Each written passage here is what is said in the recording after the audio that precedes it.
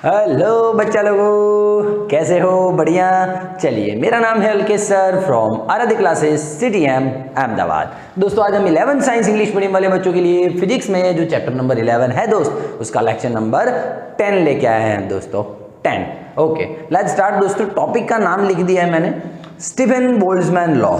दोस्तों, जिन बच्चों ने लेक्चर नंबर 9 देखा होगा, और देख लीजिए दोस्तों, यूट्यूब पे सर्च कीजिए, गूगल पे सर्च कीजिए wins displacement law by Alkesh sir आराध्य क्लासेस, आपको मिल जाएगा दोस्तों। लेक्चर नंबर 9 बहुत तगड़ा बना था, बहुत लंबा लेक्चर था और बहुत मजा आई है दोस्तों। उसी हिसाब से दोस्तों हम आज स्टीफन और बोल्ट्जमैन दो साइंटिस्ट थे, उनके बारे में डिस्कशन करेंगे। क्या लॉ था सर, उन्होंने क्या लॉ दिया, वो हम देखते हैं दोस्तों। स्टीफन ने, ये जो मैं लॉ की बात करने जा रहा हूँ, 1879 में प्रैक्टिकली प्रूव किया था, प्रैक्टिकल करके प्रूव किया था। और बोल्ट्जमैन ने 1884 में theoretically,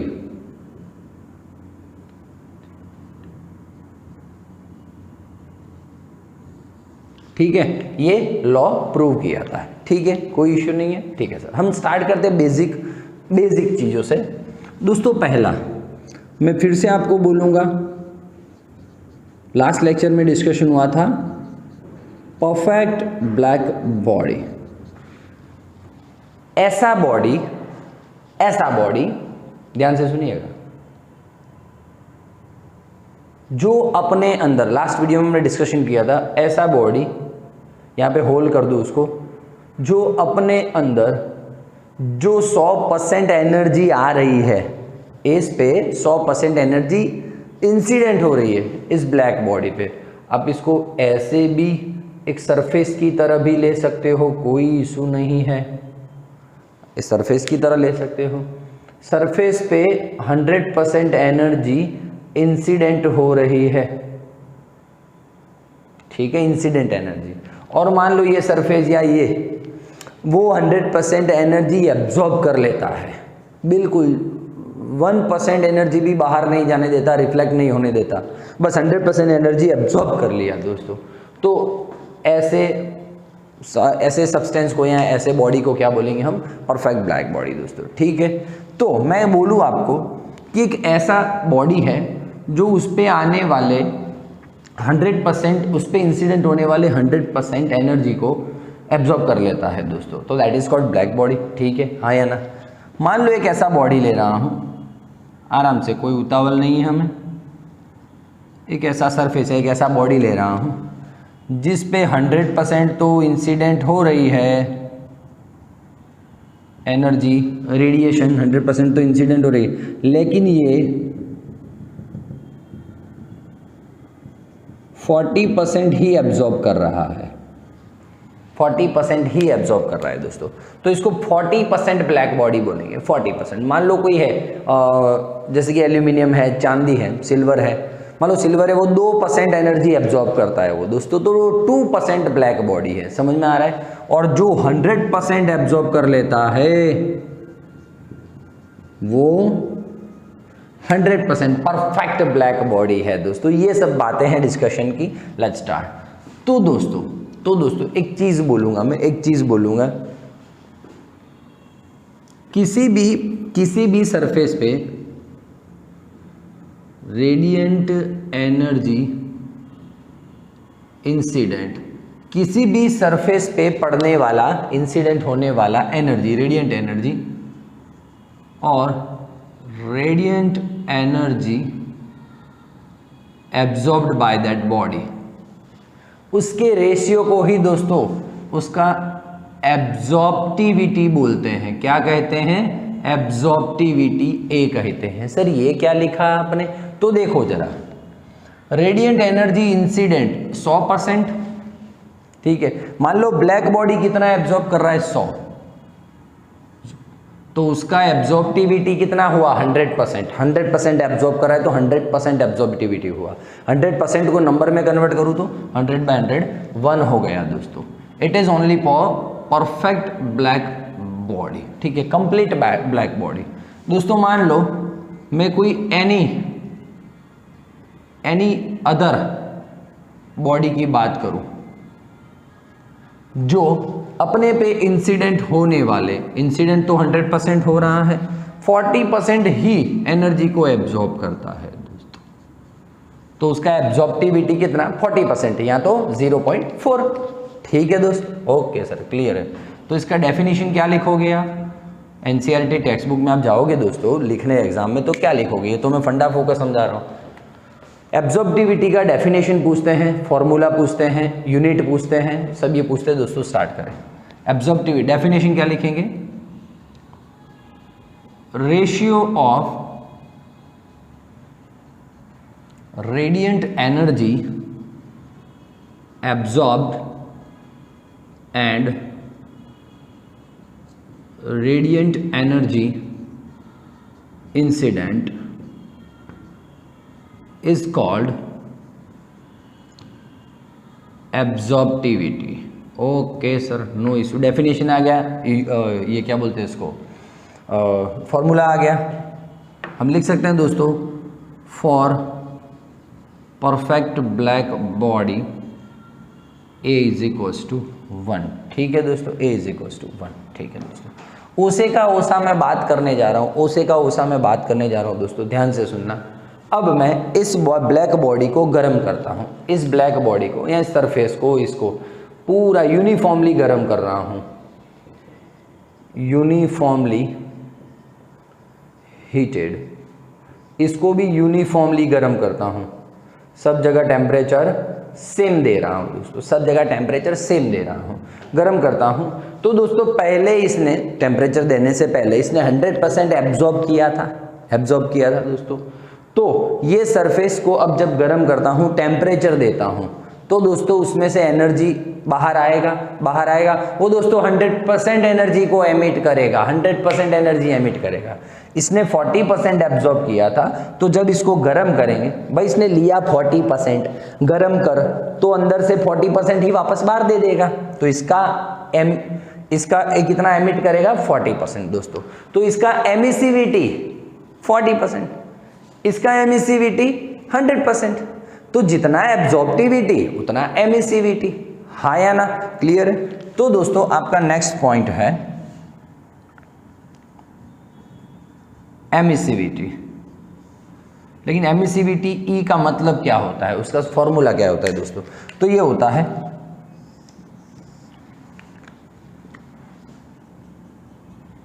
emissive power of perfect black body. जो 100 होता है emissive power, zoom 100% emission, zoom 40% emission. तो दोस्तों ये एमिसिविटी का डेफिनेशन लेने के लिए नीचे क्या रखा गया, emissive power of perfect black body, जो आपको पता है 100% होता है, जो आपको पता है 100% होता है। ठीक है, मैं एग्जांपल ले रहा हूँ, 2 मिनट रुकना। और ये दोस्तों ऊपर आएगा total emissive power of given body, हाँ या ना? Total emissive power of given body. ठीक है सर, जैसे कि नॉर्मली बात करें हम परफेक्ट ब्लैक बॉडी के लिए ई कितना,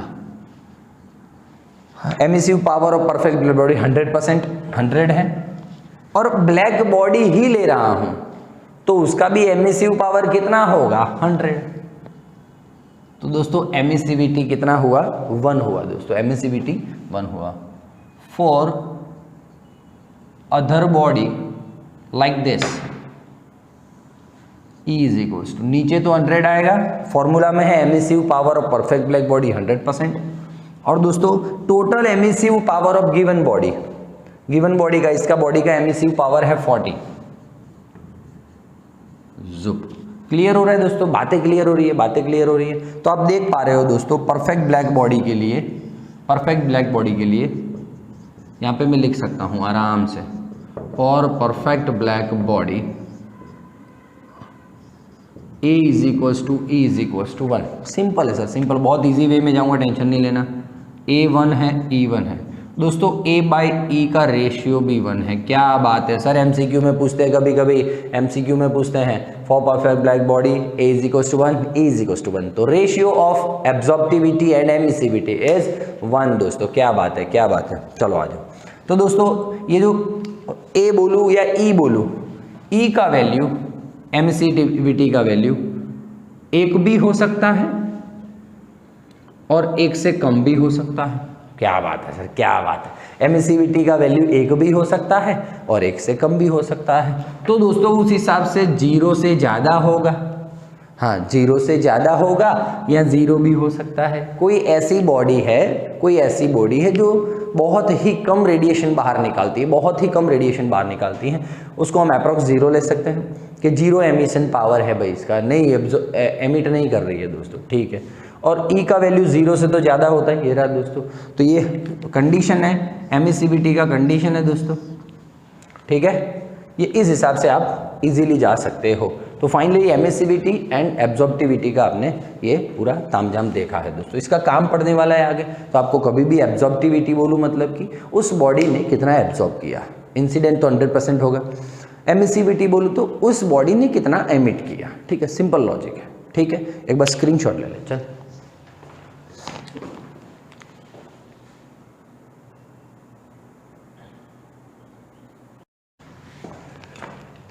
ओके दोस्तों, ओके। तो अभी हम स्टार्ट करते हैं स्टीफन बोल्ट्जमैन का लॉ। तो E और A आ गया, सब समझ में आ गया। परफेक्ट ब्लैक बॉडी होता है, उसके लिए E1 एंड A1 है, ठीक है। ओके दोस्तों, अब दोस्तों स्टीफन बोल्ट्जमैन लॉ स्टार्ट कर रहे हैं हम। आपको पता है तो वीन्स लॉ में मैंने लास्ट में आपको कहीं पे छोड़ा था, ऐसा बोला था, intensity is directly proportional to the temperature of that body, 4 power of the temperature of that body, ठीक है दोस्तों। इंटेंसिटी का मतलब क्या है सर, इंटेंसिटी का मतलब क्या है, तो बात बोली थी एक यूनिट एरिया में से यूनिट टाइम में बाहर निकलने वाला एनर्जी। ऐसा कोई बात नहीं सर, अच्छी बात है, गुड, ओके दोस्तों। अरे ये रहा, अरे ये सरफेस है, ठीक है। मान ले ये सरफेस, पूरा ये जो सरफेस है, मान ले बात बोल रहा हूँ, 1 मीटर स्क्वायर का है। इस सरफेस में से zoom zoom zoom zoom 1 second में जितना एनर्जी बाहर आ रहा है, मान ले कि 500 जूल एनर्जी बाहर आ रहा है दोस्तों।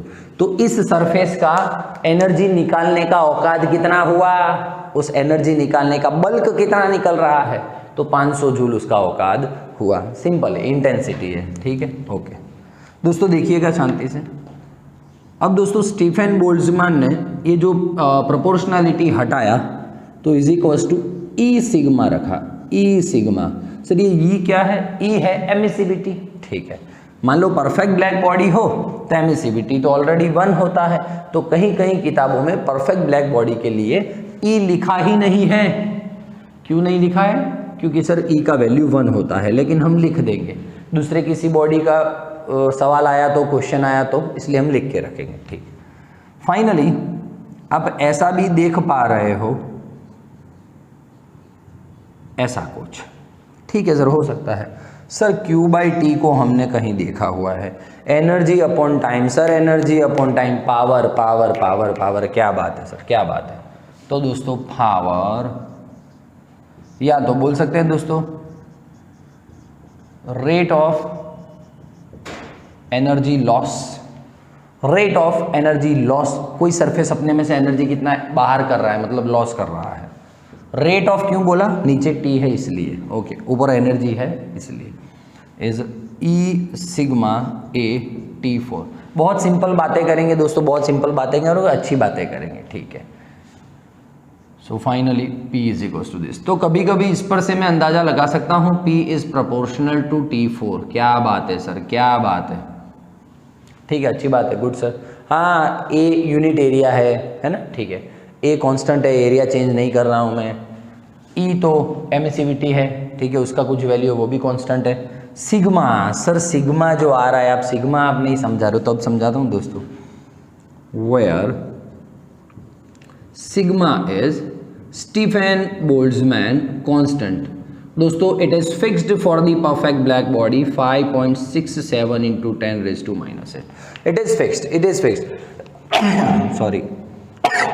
सॉरी चलिए, it is fixed for the perfect black body. दोस्तों अब मुझे बोला गया कि आप भैया सिग्मा का वैल्यू तो लिखे हो, लेकिन इसका यूनिट क्या लिखोगे? यूनिट तो देखते हैं दोस्तों, इधर आ जाता हूं, देखिए तो जरा, sigma is equals to Q by T, E नीचे, ए नीचे, T4 नीचे। ठीक है सर, क्या बात है सर, चलो आ जाओ। दोस्तों ई का यूनिट नहीं होता है, एमिसिविटी क्या था, ऊपर भी एमिसिव पावर, नीचे भी एमिसिव पावर, पावर से पावर मर गया, यूनिट लेस है। ठीक है सर, तो ये देखिए, और ये Q बाई टी का मतलब क्या होता है? पावर। पावर का यूनिट है वॉट, ए का है मीटर स्क्वायर, केल्विन 4 दोस्तों। तो सिग्मा का यूनिट क्या आ जाएगा? वॉट मीटर स्क्वायर केल्विन 4 दोस्तों। इतना इजी काम काज है। आज बहुत अच्छी डिस्कशन होने वाली है, बहुत अच्छे सम्स भी लेने वाला हूँ दोस्तों, मजे की बातें हम करेंगे। ठीक है, अब दोस्तों पावर रेस टू T4 हो गया, कोई बात नहीं है।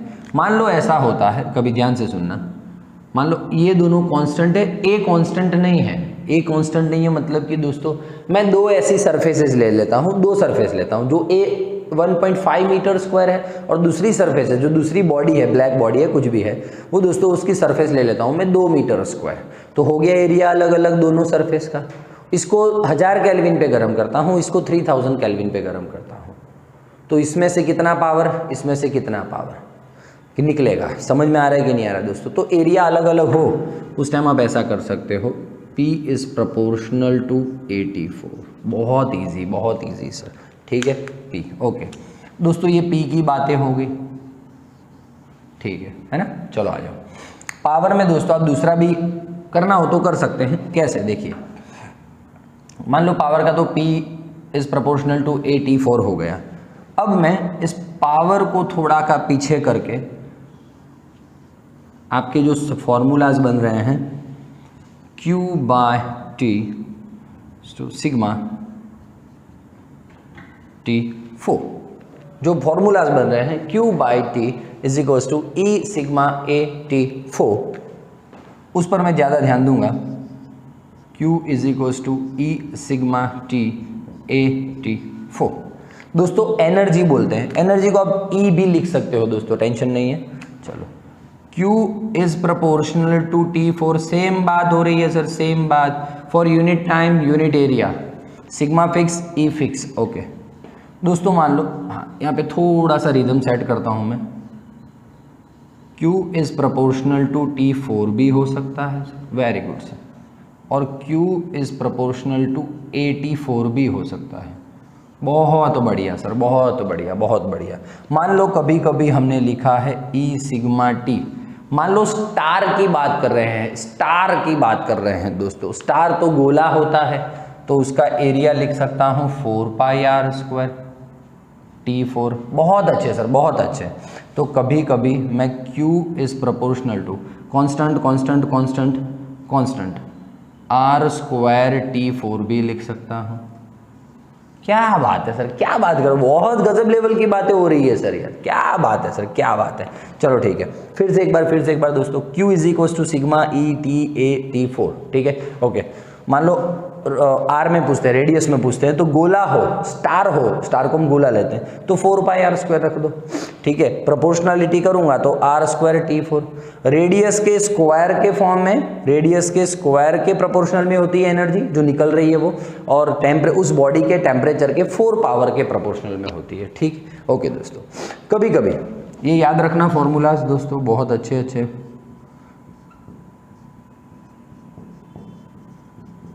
ठीक है दोस्तों, गोला हुआ तो 4πr², सर्कल हुआ तो क्या होगा, πr²। तो प्रोपोर्शनलिटी में कोई फर्क पड़ना नहीं है, गोला हुआ तो 4πr² और सर्कल हुआ तो πr²। तो 4π हो या पाई हो दोस्तों, कांस्टेंट ही रहेगा, तो आपको तो फॉर्मूला यही मिलेगा किसी भी बॉडी का, गोले का मतलब या तो सर्कल का, ठीक है सर। बट ऐसा पूछते हैं, ध्यान से सुनना, स्टार की बात करते हैं और आपको बोलते हैं एक स्टार है जो ब्लैक बॉडी है, ऑब्वियसली सर, ऑब्वियसली ई उसका 1 हो गया, सिग्मा आपको दिया हुआ है, बोलते हैं यूनिट टाइम में तो T1 हो गया, बोलते हैं उस स्टार का रेडियस जो भी है 10 मीटर है, कुछ भी ले लो, चलो ठीक है, तो R आ गया, ठीक है, तो स्टार का बोलते हैं तो 4πr², हाँ, और कोई सर्कल बॉडी है, सर्कल जैसी बॉडी है, उसका बोलते हैं तो 4 नहीं लिखना, खाली πr², R का वैल्यू दे देंगे, उसका टेम्परेचर 1000 केल्विन है तो 1000 का 4, तो आपका Q आ जाएगा। बोलेंगे एनर्जी रेडिएंट कितना, उसमें से एनर्जी कितना निकल रहा है, ठीक है। तो ऐसे ऐसे क्वेश्चंस बनने वाले हैं, टेंशन नहीं लेना दोस्तों, मैं आगे जाके करवाऊंगा ये, ठीक है। बोलिए हाउस दैट, क्लियर है, ये फॉर्मूलाज लिख लेना, काम में आने वाले, आपको बहुत सारे अच्छे अच्छे फॉर्मूलाज दिए मैंने दोस्तों। एक क्वेश्चन बनाता हूँ अच्छा वाला, 3000 केल्विन पे भाई, एक सुन ले पहले, एक टंगस्टन का फिलामेंट है, एक बल्ब है, उसमें जो यहाँ पे मालूम है फिलामेंट लगा होता है दोस्तों, ये टंगस्टन का फिलामेंट है, ठीक है, 3000 केल्विन टेम्परेचर है, T = 3000 केल्विन। इस टंगस्टन के फिलामेंट का एरिया 0.3 सेंटीमीटर स्क्वायर है, 0.3 10⁻⁻⁴ मीटर स्क्वायर है, बहुत मस्त, धीमे धीमे आराम से शांति से जाएंगे। तो एमिट होने वाली एनर्जी फाइंड कीजिए, find the rate of heat loss या energy loss, find rate of heat loss, मतलब कि पावर ही फाइंड करना है। और दोस्तों इस टंगस्टन के फिलामेंट का ई आपको दे रखा है 0.4, शायद कभी नहीं भी देते हैं एग्जाम में, तो आप आपके हिसाब से याद रखिएगा, ठीक है। तो फाइनली दोस्तों पावर = E सिग्मा, ये रहा ना sir, E sigma AT4,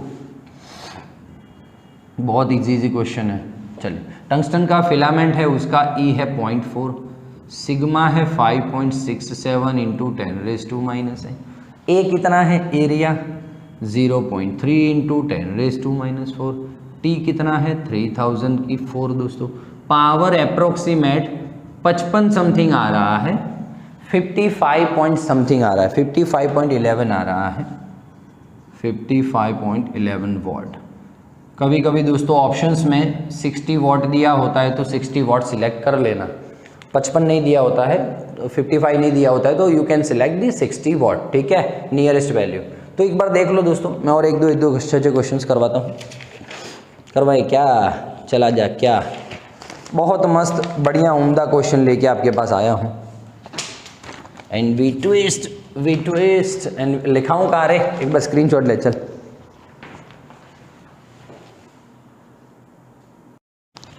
okay दोस्तों, ओके, अच्छे तगड़े क्वेश्चंस लाया हूँ, टेंशन नहीं लेना दोस्तों, और समझ के साथ हो, ऐसा नहीं बहुत ज़्यादा क्वेश्चंस करने से हमको ज़्यादा आएगा, नहीं, कॉन्सेप्ट क्लियर होना चाहिए, आपका कॉन्सेप्ट क्लियर होना चाहिए। चलिए देखते हैं दोस्तों, एक परफेक्ट ब्लैक बॉडी है, उसका टेम्परेचर पहले 227 डिग्री सेल्सियस है, तो दोस्तों 227 डिग्री सेल्सियस प्लस 273 करना पड़ेगा, तो ये हो जाएगा 500 केल्विन, और बाद में 727 कर दिया उसी ब्लैक बॉडी का टेम्परेचर, 727 प्लस 273 मतलब हो गया 1000 केल्विन, ठीक है दोस्तों।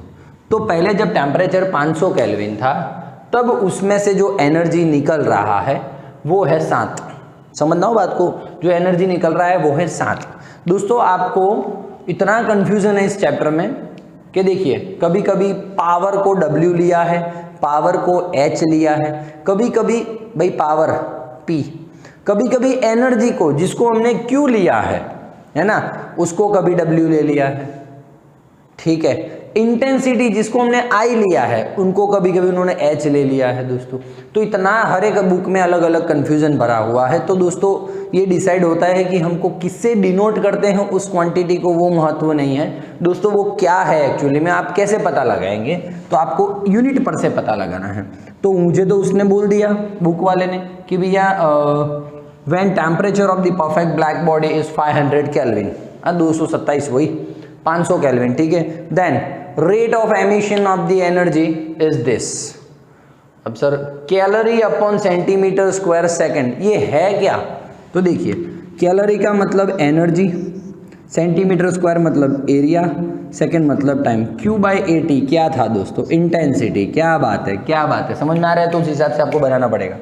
अब जब बॉडी का टेम्परेचर मैं 500 से 1000 कर देता हूँ तो उसका इंटेंसिटी कितना होगा? इंटेंसिटी मतलब उसमें से निकलने वाले एनर्जी का जत्था, नंबर ऑफ रेडिएशंस कितना होगा। दोस्तों सिंपल है, मुझे लॉजिक बहुत सिंपल लग रहा है। I is proportional to T4, I2 by I1, T2 by T1 का 4, T2, चलिए देखिए दोस्तों, ठीक है।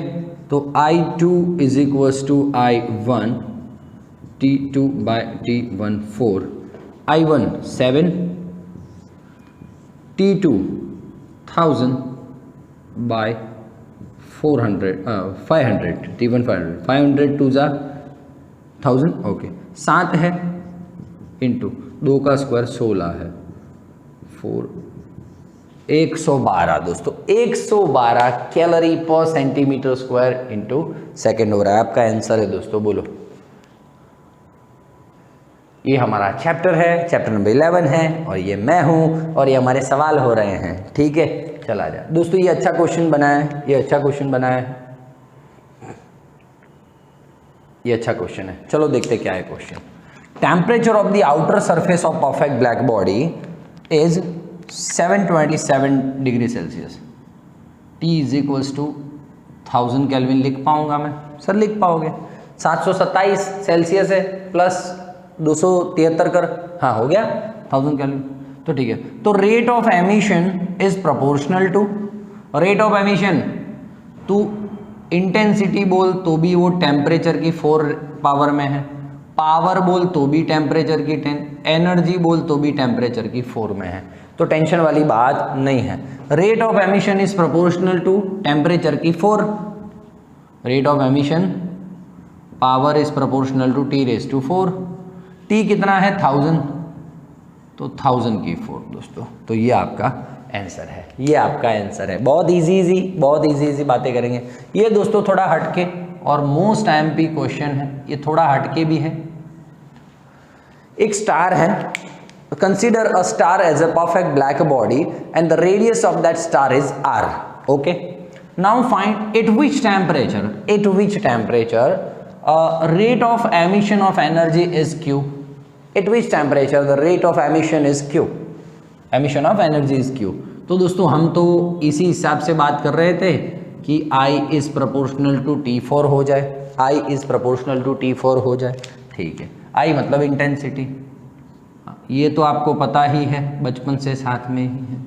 I को आप क्या लिख सकते हो? Q by AT। क्या बात है सर, क्या बात है, गजब दोस्तों। रेट ऑफ एमिशन आप Q बाई T रखो तो भी चलेगा, सिग्मा, चलो ठीक है, Q by AT is equals to sigma ET4। दोस्तों एट विच टेम्परेचर दोस्तों परफेक्ट ब्लैक बॉडी है तो E तो गया, परफेक्ट ब्लैक बॉडी है तो E तो गया, कोई बात नहीं सर।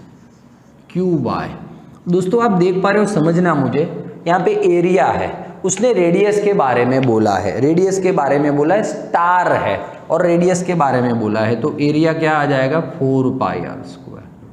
क्या बात है सर, E तो गया ना, 1 है तो दोस्तों finally temperature 4 pi R square T sigma, ये हम लिख सकते हैं दोस्तों, लिख सकते हो। आपको दोस्तों रेट ऑफ एमिशन बोला है, रेट ऑफ एमिशन बोला है, तो आप ये T भी यूनिट ले सकते हो, 1 सेकेंड ले सकते हो। तो रेट ऑफ एमिशन मतलब एमिशन पर सेकेंड बोला है, तो T भी जाने दे सकते हो। तो T4 is equals to Q by 4 pi R square sigma, ये शॉर्टकट की है, याद रख लेना। और दोस्तों फाइनली T क्या हो जाएगा, Q upon 4 pi R square sigma 1/4 दोस्तों। ऐसे ऐसे क्वेश्चंस तगड़े तगड़े बनते हैं दोस्तों। बोलिए हाँ या ना, हाँ या ना। इस क्वेश्चन के लिए दोस्तों एक लाइक बनता है और एक सब्सक्राइब करवा चैनल को यार। सब्सक्राइब तो बनता है रे, कितने अच्छे अच्छे क्वेश्चंस ले रहा हूँ, कितने अच्छे अच्छे क्वेश्चंस आ रहे हैं दोस्तों, है ना। सब आ गया दोस्त, सब आ गया, तू टेंशन नहीं ले। वन वीडियो में तेरा सारा क्वेरी सॉल्व हो जाएगा, प्रॉमिस। चल अभी 2-3 सवाल और है मेरे पास, अभी चलो एक सवाल करवा ही देता हूँ। तेरे ऐसा कौन हो दोस्तों। एक परफेक्ट ब्लैक बॉडी है, परफेक्ट ब्लैक बॉडी है, सुनना ध्यान से। उसका टेम्परेचर 3000 केल्विन है। उसकी सरफेस, यूनिट सरफेस में से एक 1 आवर में, भाई उस परफेक्ट ब्लैक बॉडी का टेम्परेचर 3000 केल्विन है, तो उसके यूनिट एरिया में से, मतलब 1 मीटर स्क्वायर, 1 आवर में कितना एनर्जी एमिट होगा, कितना एनर्जी एमिट होगा, क्यों। ठीक है, और दोस्तों आपको पता है सिग्मा तो 5.67 होता है, 5.67 होता है, लेकिन कभी कभी ऐसा भी लिखते हैं, कोई टेंशन वाली बात नहीं है सर। परफेक्ट ब्लैक बॉडी है तो E = 1। ये दोस्तों क्वेश्चंस जी मेन में 2012 में पूछा गया है दोस्तों। कैसे सॉल्व कैसे करेंगे दोस्तों। Q = सिग्मा ETAT4, यही आपका आंसर है, यही तो है। Q = sigma ETAT4। ठीक है, कभी कभी दोस्तों एरिया डायरेक्ट ना देके रेडियस दे देते हैं, तो सरफेस सर्कल हुआ तो भी एरिया आपको पता है, सरफेस रेक्टेंगल हुआ तो भी लेंथ इंटू ब्रेड्थ एरिया तो पता ही है सर हमको। ठीक है, कोई टेंशन वाली बात नहीं है। स्टार हुआ तो भी एरिया पता है 4πr² सर, तो इतना चिंता नहीं है। सिग्मा है, E है, T है, T 1 आवर है दोस्तों, 3600 सेकेंड। ठीक है, ठीक है, ठीक है, ठीक है, ओके। एरिया है और T4 है, तो आंसर आ जाएगा। जरूर से इसका आंसर कमेंट बॉक्स में लिखिएगा, ठीक है, कमेंट बॉक्स में। चल आ जाए, एक बार स्क्रीनशॉट ले ले, नए सम लेता हूं 2-3।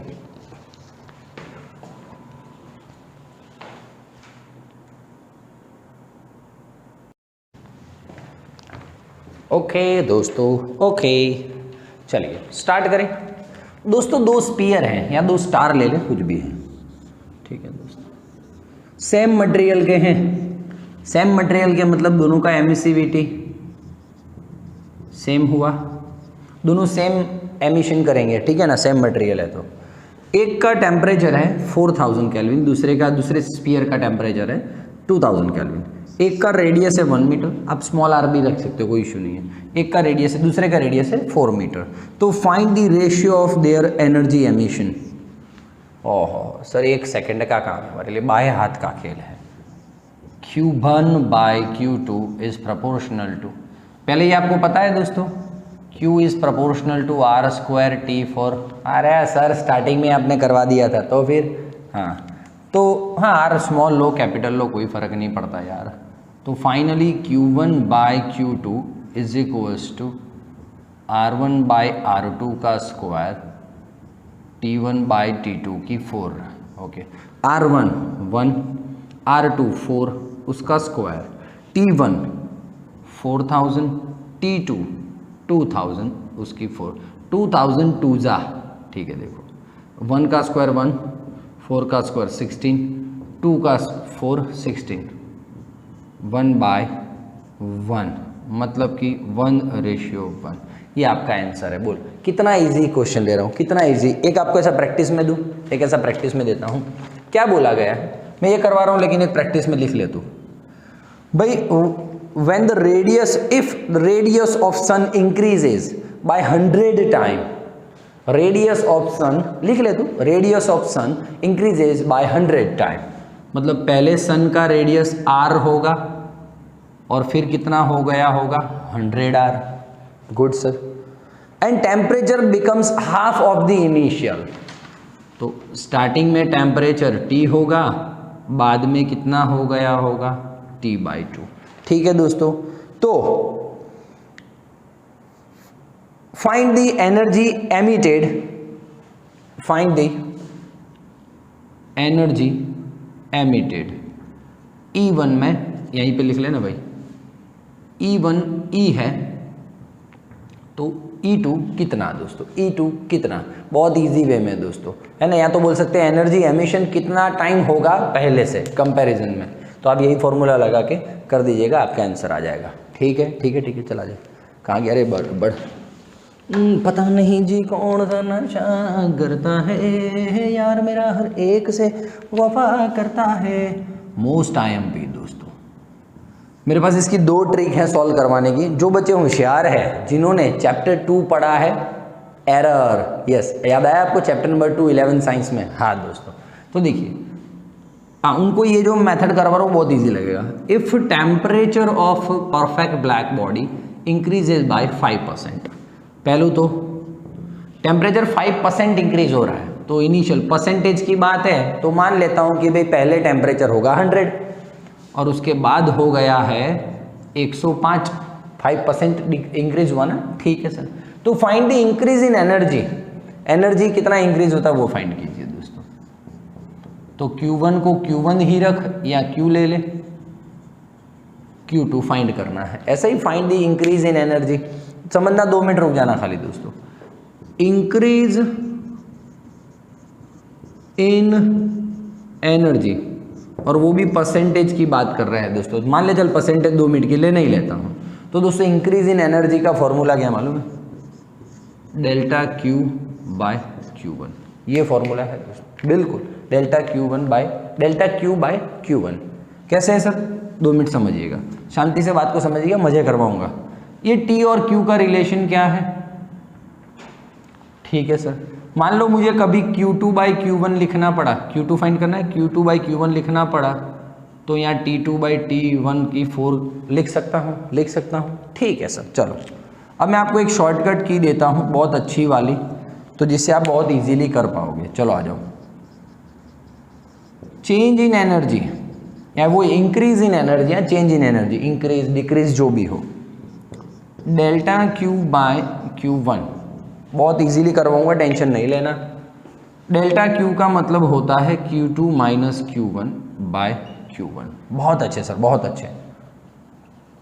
Delta Q by Q1 is equals to, दोस्तों एक Q1 इसके पास भी जाएगा तो Q2 बाई Q1 हो जाएगा, ये Q1 इसके पास जाएगा तो 1 हो जाएगा। क्या बात है सर, क्या बात है।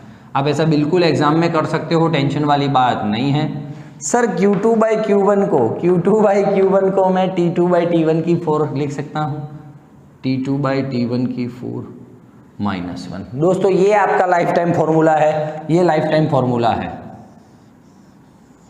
परसेंटेज करना हो तो आंसर लाके 100% मल्टीप्लाई कर देने का। चलो आ जाओ। T2 105, T1 100, 4 minus 1। दोस्तों 105 बाई 100 1.054, ठीक है दोस्तों। ये कुछ अप्रोक्सीमेट हो रहा है 1.2155 माइनस 1, ठीक है।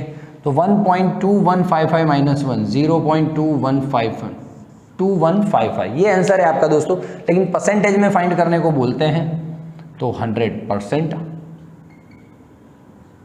इसको अप्रोक्स आप 22% भी लिख सकते हो।